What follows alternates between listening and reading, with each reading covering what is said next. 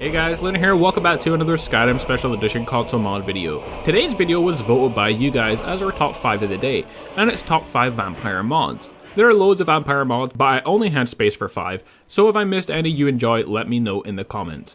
If you haven't done so already, check out today's earlier 5 brand new console mods video for 5 awesome mods that you should definitely check out.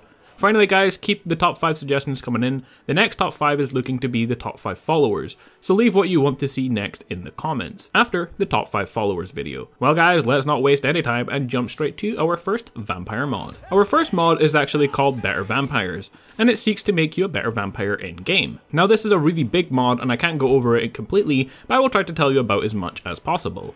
Better Vampires is an overhaul mod for Skyrim. It strives to maintain balance and provide a much better experience for those wishing to play as a vampire. Other vampire mods exist, but they can be overly complex or force you to play only as the author intended. This mod is about choice and flexibility, and making your adventure in Skyrim much more enjoyable. This mod only affects the player vampires and doesn't make changes to any of the NPC vampires in-game. So what does the mod change for vampires exactly? Well, you progress as a vampire depending on your situation now, and how many victims you have fed upon. You can choose to progress as a vampire depending on the number of blood points you currently possess.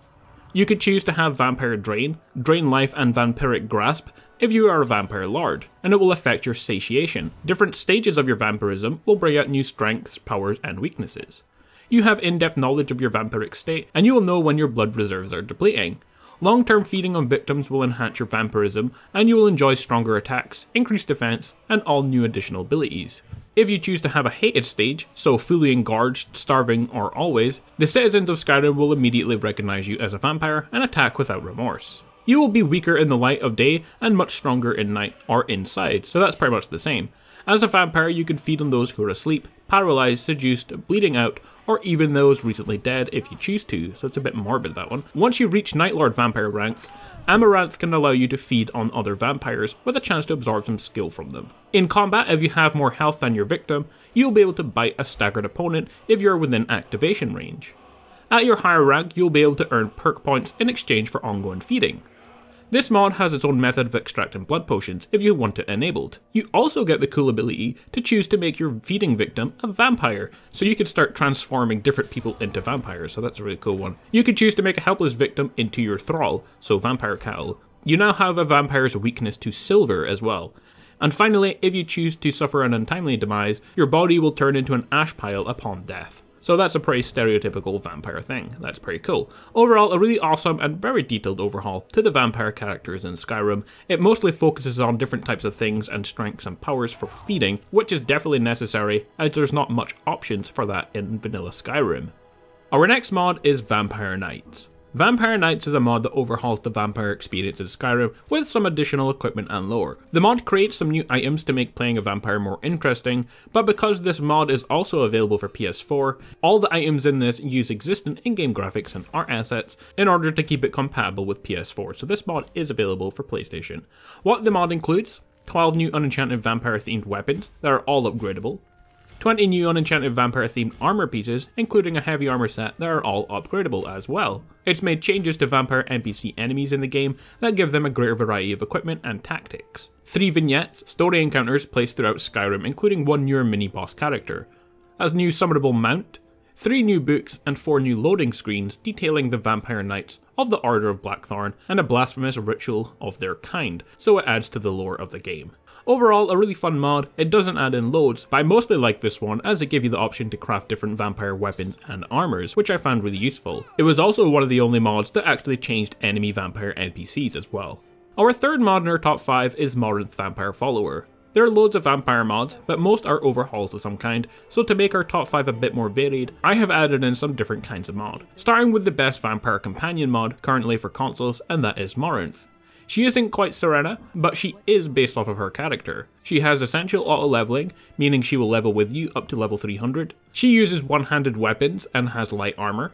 She also knows different types of magic, including Vampiric Drain, Destruction Magic, so Shock and Frost, and uses custom summons with 3 different types of Skeleton, Skeleton Warrior, and Skeleton Lord. She also has all the strengths like Resistance to Poison and Frost, and weaknesses like Weakness to Fire of regular vampires.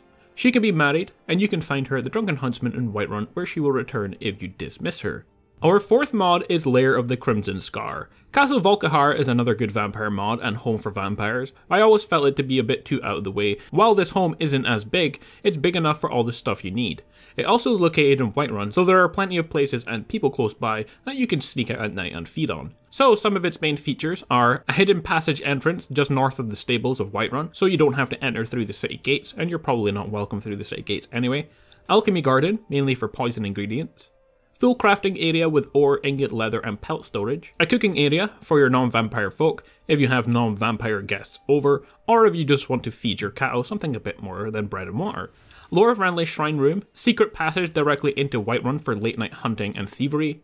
A large armory with enough mannequins, weapon racks and display cases to show everything vanilla Skyrim has to offer, and this is my favourite room in the house. A bedroom with more mannequins, racks, plaques and displays to show off your favourite personal collections of weapons and armours, and your bed is also a coffin that's a nice touch. There's even a Dragon Priest mask display area. Overall this home is cool looking and it has all the essentials you can need in a player home for a vampire. Bed, storage, crafting areas, and an area to keep all your human cattle so you have a constant supply of food.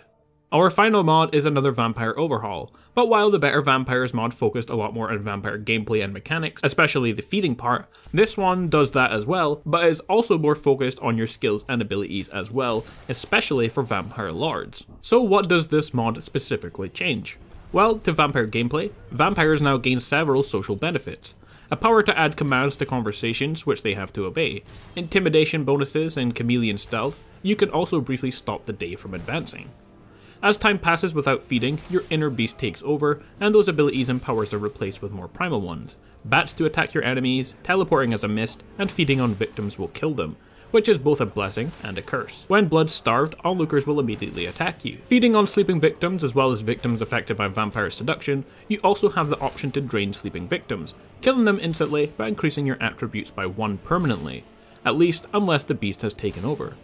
Each race has its own unique vampire ability now, from scales that ward off sunlight when wet, to the ability to unleash locusts on your enemies. I'm not going to list all of them, but you can check out the Nexus page for a full list of all the different abilities that this mod has to offer. For Vampire Lords, buffed and reworked Vampire Lord Farm.